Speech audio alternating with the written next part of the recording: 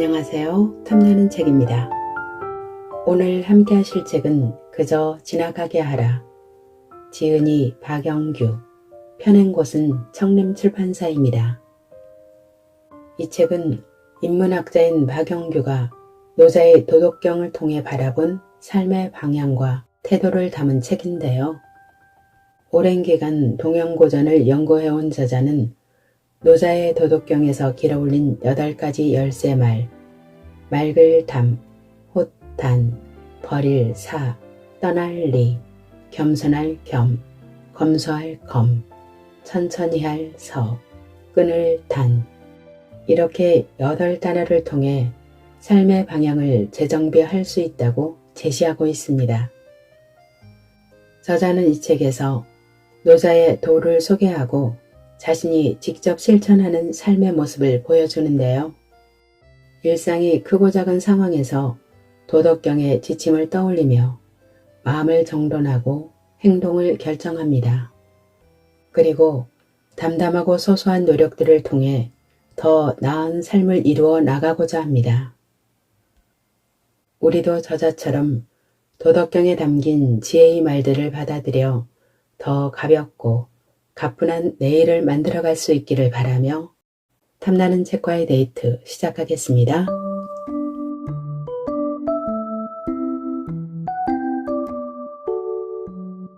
물살이 거세도 달 그림자는 흐르지 않는다. 인생 후반전에 이르니 비로소 어렴풋하게나마 알 것 같다. 나의 참모습, 내가 원하는 내 모습을. 오랜 세월이 걸렸다. 머나먼 길을 돌아왔다. 한 갑자를 살 동안 그걸 몰랐다니 나도 참 딱하다. 그래도 늦었다고 생각할 때가 가장 빠르다고 했으니 그걸로 위안을 삼는다. 베개야, 그만 닭장에서 꺼내야겠는걸? 주인 아줌마의 매몰찬 소리를 듣고 죽음을 예감한 잎삭은 스스로에게 다짐한다. 이렇게 죽다니 아직은 그럴 수 없어. 마당으로 나가고 싶어. 나한테는 소망이 있었어. 알을 품어서 병아리의 탄생을 보는 것. 암탉으로 태어났으면 당연히 가질 수 있는 바람인데 끝내 이루지 못하고 이렇게 죽을 수는 없어. 꼭 한 번만이라도 나만의 알, 내가 속삭이는 말을 들을 수 있는 아기를 만날 거야. 황선미가 쓴 마당을 나온 암탉이 주인공 잎삭처럼 늙어서 폐기 처분될 날이 나에게도 다가오고 있다. 그 시간이 얼마 남았는지는 모르지만 지금이라도 내가 원하는 진짜 인생을 한번 살아보고 싶다. 잎삭이 그랬던 것처럼 삶의 알을 품어서 병아리를 탄생시키는 소망을 꼭 이루고 싶다. 그것이 화려하게 빛나는 값진 귀중품이 아니더라도 노력해서 직접 만들어낸 결과물이면 그걸로 족하다. 그것만으로도 삶의 후회를 남기지 않을 것이기 때문이다.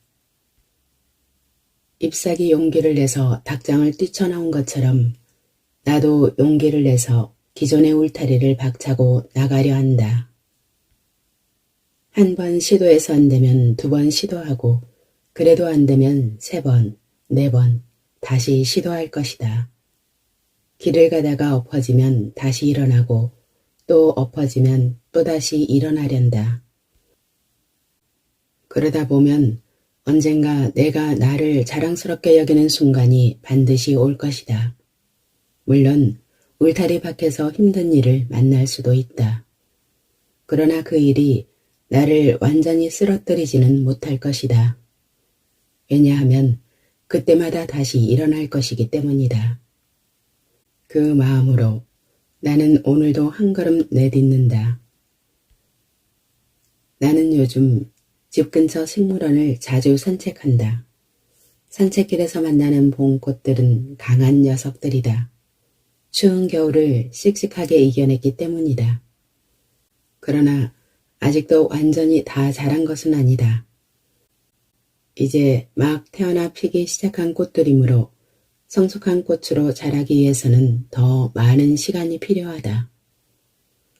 단순한 삶을 살기로 한 내 후반기 삶도 아직은 봄꽃 수준이다. 강고하고 암묵했던 인생 전반기를 뚫고 나왔기 때문에 나름의 싹수는 있지만 여전히 갈 길이 멀다. 여름철이 혹독한 무더위를 견디고 가을에 속이 여문 열매를 맺기 위해서는 수시로 보살펴야 한다. 물론 단단히 각오하고 있다. 그렇다고 티를 내고 싶지는 않다.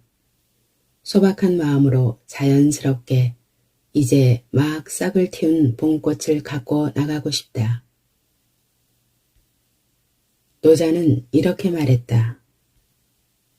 담담함을 으뜸으로 여긴다. 염담위상. 도덕경 31장. 노자의 말처럼 담담하고 담백하게, 그러나 당당하고 단순하게 남은 인생을 살아가고 싶다. 울산 바위처럼 강풍에도 흔들리지 않는 의연함을 키워서 한 번 정한 삶의 자폐를 끝까지 지켜나가고 싶다. 수급불요월이라는 말이 있다. 물살이 아무리 거세도 달 그림자는 흐르지 않는다는 뜻이다. 세상이 아무리 바쁘게 돌아가도 마음의 중심을 잡고 차근차근 일상을 살아가면 염담위상의 원칙을 지켜낼 수 있다. 부처님이 열반할 즈음 제자들은 이제 누굴 믿고 누굴 따르느냐며 슬피 울었다. 이때 부처님은 이렇게 말했다. 스스로를 등불로 삼고 스스로에게 돌아가 의지하라. 진리를 등불로 삼고 진리로 돌아가 의지하라. 모든 것은 영원하지 않으니 꾸준하게 정진하라. 임재선사도 이렇게 말했다. 부처를 만나면 부처를 죽이고, 조사를 만나면 조사를 죽이고, 나한을 만나면 나한을 죽이고, 부모를 만나면 부모를 죽이라. 머리를 깎은 수행자의 신분은 아니지만 나도 그들이 남긴 말을 삶의 원칙으로 삼고 싶다. 결국은 깨달음도 내 몫이고 어리석음도 내 몫이다. 나를 스스로 귀하게 여기면 남들도 나를 귀하게 여길 것이고, 나를 스스로 업신여기면 남들도 나를 업신여길 것이다. 스스로 충분하다고 말하면 남들도 나를 부자라고 여길 것이고, 스스로 가난하다고 여기면 남들도 나를 거지라고 생각할 것이다. 중요한 것은 나를 대하는 나의 태도다. 공자가 논어에서 군자는 자객에게서 구하고 소인은 남에게서 구한다 라고 한 말처럼 나의 기준을 남에게서 구하는 사람이 되고 싶지는 않다. 맹자도 이렇게 말하지 않았던가. 무릇 사람은 반드시 스스로를 모욕한 후에야 타인이 그를 모욕하며, 집안은 반드시 스스로를 훼손한 후에야 타인이 그 집안을 무너뜨리고, 나라는 반드시 스스로를 망친 후에야 다른 나라가 그 나라를 침공한다. 원하는 만큼 속도가 나지 않는다고 조바심을 내지도 않을 것이다. 한 걸음 한 걸음 내딛다 보면 어느새 식물원 한 바퀴를 다 도는 것처럼 내 삶의 후반기도 그런 기분으로 가볍게 살아갈 것이다. 잘 물든 단풍은 봄꽃보다 아름답다는 말을 마음에 새기면서 뚜벅뚜벅 걷다 보면 마침내 고운 석양빛이 머리 위에서 빛나는 날이 올 것이다. 때로 감당하기 어려운 짙은 어둠에 짓눌려도 좌절하지 않고 그 어둠조차 당당하게 즐길 것이다. 식물원을 걸으면서 걱정하지 마. 내일은 내일의 해가 또 솟을 거야. 라는 따뜻한 말로 힘든 시간을 묵묵히 견뎌 나갈 것이다.